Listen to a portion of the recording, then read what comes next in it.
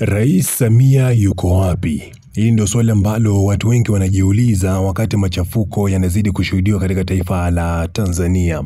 Ni siku ya tatu toka kura za urais na kura zimepigwa Tanzania za kuwachagua viongozi mbalimbali, na miongoni mwa watu ambao walikuwa wanaangaziwa sana ni Rais Samia Suluhu Hassan, ambaye mpaka sasa hivi bado yeye ndio amiri jeshi mkuu wa jeshi la Tanzania na yeye ndio kiongozi na rais wa Tanzania sasa hivi, kwa maana kwamba chochote ambacho kinafanyika katika taifa la Tanzania kipo chini ya uangalizi wake, kipo chini ya mikono yake, na taifa linategemea kusikia tamko lake kwa kila hali. Sasa hivi kuna machafuko ambayo yanaendelea, kuna maandamano ambayo yanazidi kushuhudiwa, na mtu pekee ambaye yupo kwenye nafasi ya kuweza kutangaza msimamo, yupo kwenye nafasi ya kuweza kutoa tamko na kutoa amri ama kutoa maelekezo yote ni rais wa nchi ambaye sasa hivi ni Samia Suluhu Hassan. Lakini cha ajabu ni kwamba siku ya tatu sasa hivi kuna vifo ambavyo vimeripotiwa, kuna majeruhi ama watu ambao wamejeruhiwa katika maandamano hayo. Pia kuna biashara ambazo zimevurugika, zimechomwa, zimeharibiwa. Yaani kifupi ni kwamba mambo hayajakaa vizuri, mali ya raia inazidi kuharibiwa na wengine wanapoteza maisha, lakini kiongozi mkuu wa nchi yuko kimya. Lakini kibaya zaidi ni kwamba haijulikani yuko wapi. Mpaka sasa hivi watu wanajiuliza rais wa Tanzania Samia Suluhu yuko wapi wakati machafuko bado yanazidi kushuhudiwa.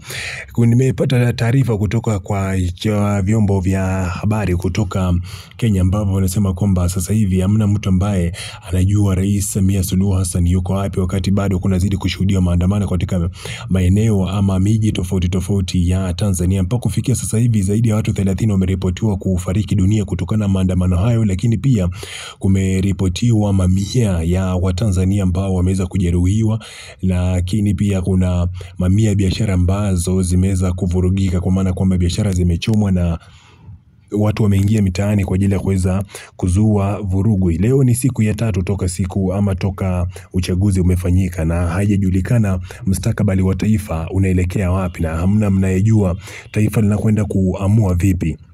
Watanzania wanachokipigania ni mapinduzi, na wanataka uchaguzi ufanyike upya, na uchaguzi ambao utakuwa ni wa haki, sio uchaguzi ambao umetoka kufanyika juzi kati.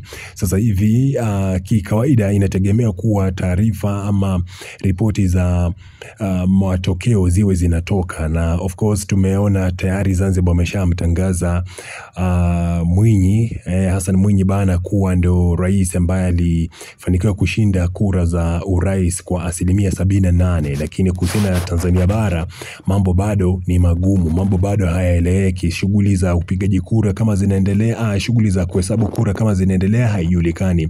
Matokeo yatatangazwa lini, haijulikani. Rais Samia Suluhu Hassan yuko wapi, haijulikani.